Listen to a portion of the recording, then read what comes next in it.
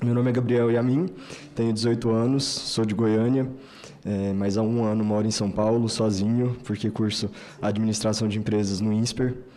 E eu sou o primeiro caso da minha família de uma doença rara na verdade, uma comorbidade comum a mais de 770 tipos de doenças raras, que é o nanismo.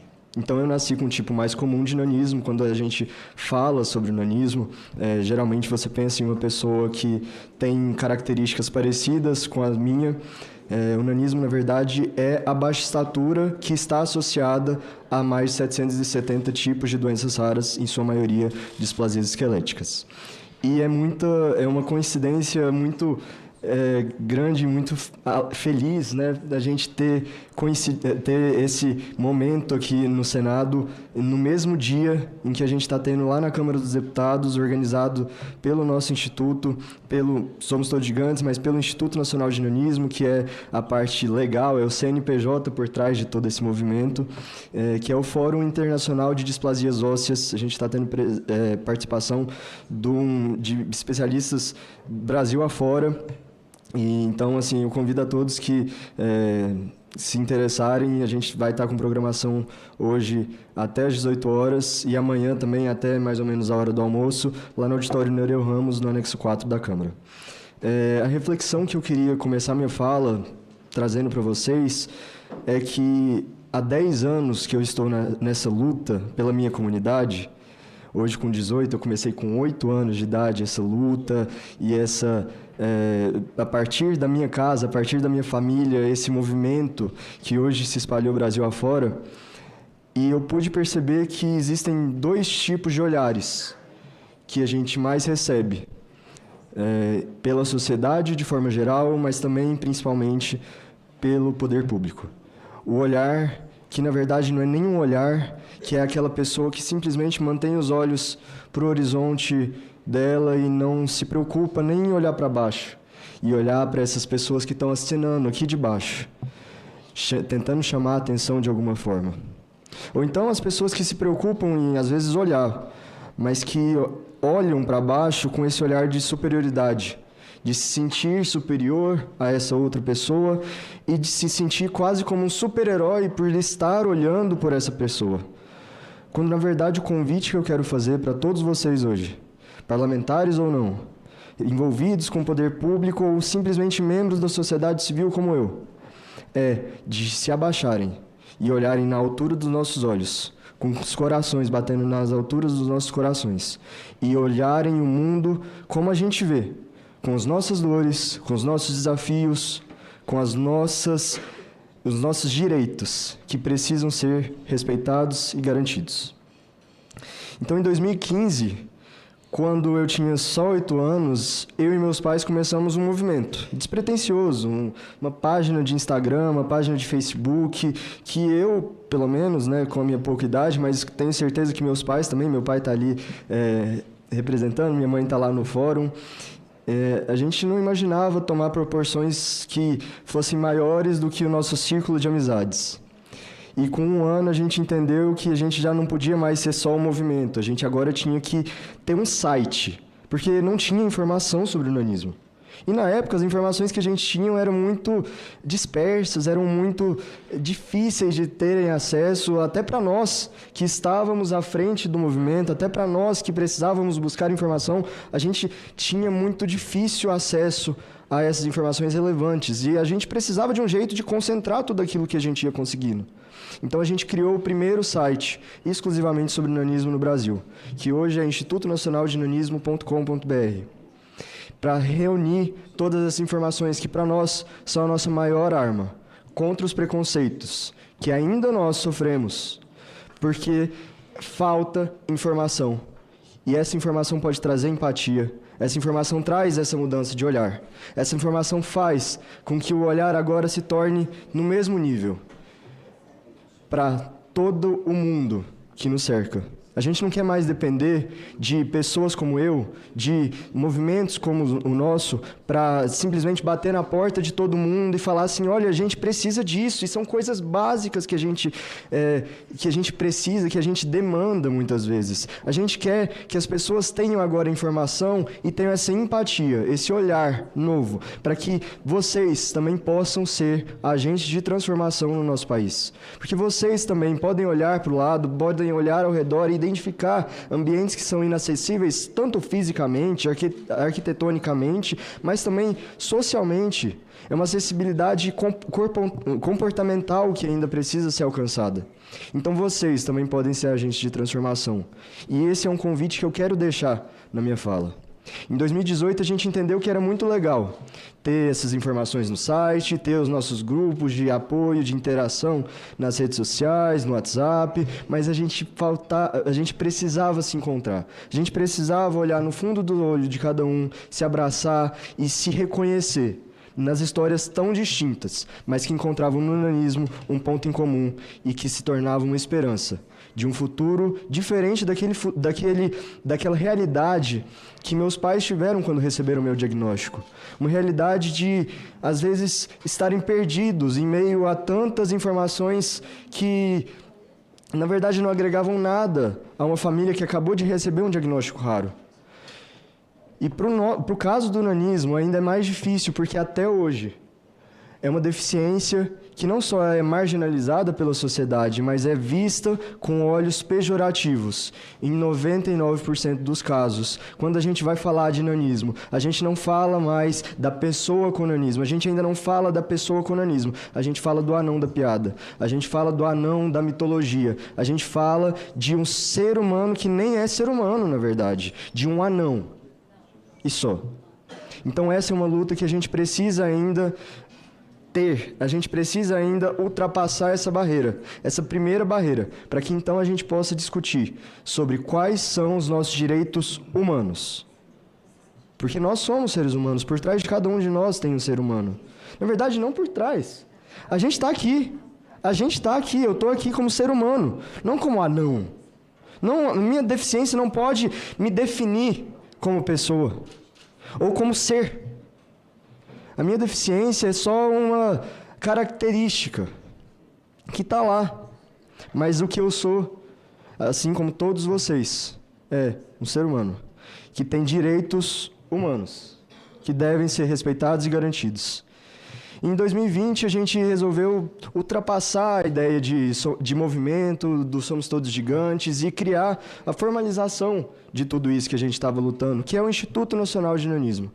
E nas nossas primeiras reuniões e campanhas de advocacy, a gente conheceu e teve um tempo muito especial com a então ministra Damares Alves, que recebeu a gente no gabinete dela, e a gente teve uma discussão tão rica, tão produtiva. E eu lembro muito da primeira pergunta que a senhora nos fez. Por onde começamos? Cadê vocês? Onde vocês estão? Quais são as suas demandas, as suas necessidades? E na época tinha tanta coisa e a gente não sabia nem ao certo quem nós somos, quem nós éramos, quantos nós éramos. E a Damares olhou pra gente e falou assim, não, então pode deixar que a gente vai estar junto nessa luta. E ainda em 2020, no meio da pandemia, no meio daquele caos todo, a gente recebeu o primeiro material oficial do governo federal tratando sobre o nanismo nas mais diversas áreas. Então a gente recebeu materiais de acessibilidade, de saúde, de direitos produzidos pelo governo. Pela primeira vez o governo federal olhava para a nossa comunidade. Em 2020, através do trabalho da então ministra e agora senadora Damares Alves. Em 2025, hoje, 10 anos depois do início de tudo isso, eu agora com 18 anos, eu posso garantir para vocês, mudou muita coisa? Não mudou. A gente tem uma luta muito grande. Se a gente for pegar, minha mãe brinca muito sobre isso, e ela, na verdade, é uma brincadeira que tem um tom de seriedade.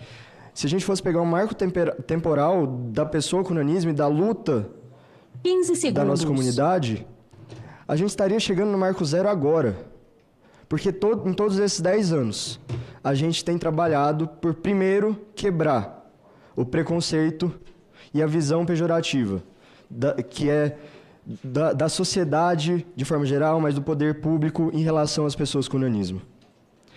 Hoje a gente está tendo na Câmara dos Deputados um momento histórico para o Brasil. Pela primeira vez, o médico que criou o primeiro tratamento para o meu tipo de nanismo e que hoje beneficia mais de 200 crianças ao redor do Brasil, mais de 400 crianças no Brasil e milhares de crianças ao redor do mundo.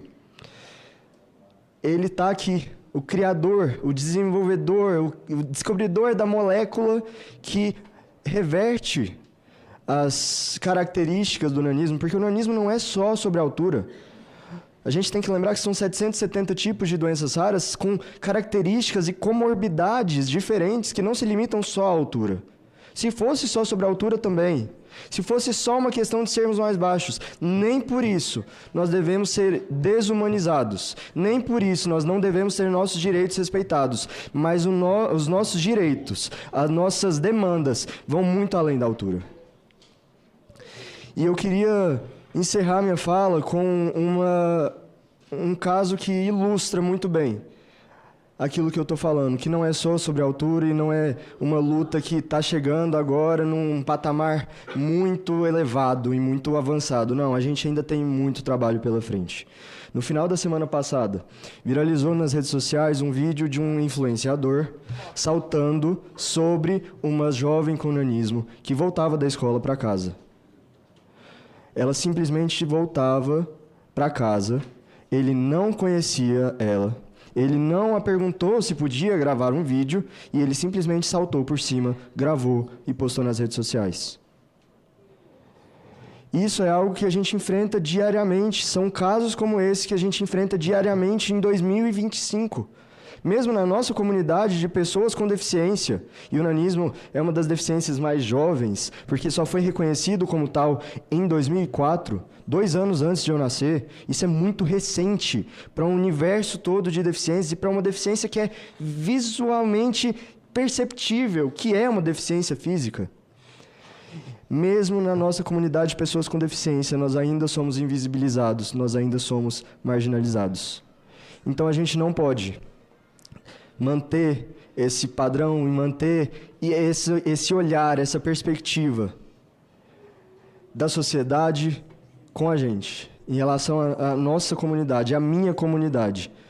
15 segundos. E é por isso que espaços como esse são tão importantes. É por isso que momentos como esse são tão importantes, para dar voz e para convidar todos vocês a fazerem parte desse movimento, a fazerem parte dessa transformação que precisa de tantas coisas, tantas áreas diferentes. É multidisciplinar. É uma transformação que envolve tantas áreas da nossa sociedade e precisa ser feita já. A gente não pode esperar mais. Eu não posso esperar mais para que as próximas gerações e as gerações posteriores tenham que lutar ainda por transformações tão básicas e tão simples pelas quais eu venho lutando com a minha família e com tantas outras famílias que a gente engloba no nosso movimento há 10 anos. A gente não pode estender essa luta por mais 10 anos por coisas tão simples. Nós somos seres humanos antes de qualquer outra coisa e devemos ser respeitados como tal. Então, eu queria agradecer muito pelo convite à senadora, porque são espaços como esse que a gente precisa, para que, de fato, a gente possa ter voz na sociedade e falar que estamos aqui. Estamos aqui e vamos continuar lutando, mas a gente precisa do apoio e da ajuda de todos vocês, porque o nanismo é uma condição que pode acontecer em qualquer família. A minha família não tinha nenhum caso antes, mas vocês não precisam esperar acontecer na sua família para serem parte dessa luta tão importante de uma comunidade que é visível e deve ser visível, deve ser vista pelo poder público, mas pela sociedade civil também. Não mais como piada, não mais como secundária, mas agora conquistando espaços que são nossos de direito. Então, obrigado, senadora. Foi muito importante para a gente esse espaço, esse momento, e obrigado pelo seu apoio durante todos esses anos. Meu Deus, vocês precisam ver a cara do pai ali, ó, a emoção. E a primeira vez que eu ouvi O Gabriel disse, eu quero esse menino para ser meu genro. E eu continuo querendo o Gabriel para ser genro. 18 anos, morando sozinho, fazendo faculdade. E que oratória, vocês viram? Que oratória. Eu acho que nós temos um grande líder, doutor, nesta nação. Só que eu quero... Sim. Só que eu quero pedir perdão ao Gabriel. E vocês vão entender por que eu vou pedir perdão. Essa mesa não estava pronta para Gabriel. Gabriel está sentado numa altura e os pés dele estão no ar. Se Gabriel ficar mais 1 hora nessa mesa, os pés do Gabriel vão doer. Essa mesa, essa comissão, não está pronta para pessoa com baixa estatura. O Brasil não está pronto. Imagine quantas crianças saem da escola porque não tem uma cadeira rebaixada, porque o pezinho dói, ou não tem um suporte para o pezinho. Imagine quantas crianças saem da escola porque não tem um banheiro rebaixado, um vaso rebaixado. Agora a gente está vendo no aeroporto, mas é um ou outro aeroporto. Nas rodoviárias eu não estou vendo. Nas escolas, a arquitetura não está pronta para eles. Nós não estamos prontos. E eu me lembro que quando a gente começou a conversar sobre tudo isso, eu fiquei muito brava, porque a fechadura, a maçaneta da minha sala para o Gabriel entrar, se Gabriel tivesse sozinho, ele não conseguia abrir a maçaneta da minha sala como ministra dos Direitos Humanos. E eu estou presidente da Comissão de Direitos Humanos e a mesa não está pronta para ele. 10 anos depois. E aí, gente?